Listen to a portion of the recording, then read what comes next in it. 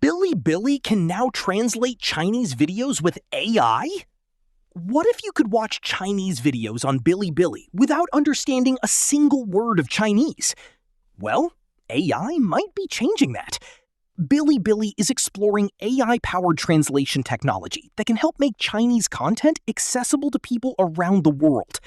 Instead of relying only on traditional subtitles, AI can analyze spoken Chinese, translate it into another language, and potentially generate a natural-sounding voice in the target language.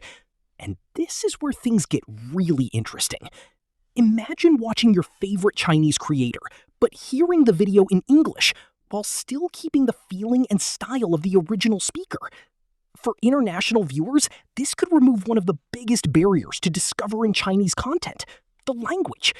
And for Chinese creators, it could mean reaching millions of viewers who couldn't understand their videos before. But there's an important question. How accurate will these AI translations actually be? And will viewers be able to tell the difference between a real voice and an AI-generated one? AI translation is improving incredibly fast, and Bilibili could become an interesting bridge between Chinese content and the global internet. So, would you watch Chinese videos if AI could translate them instantly? Let me know what you think.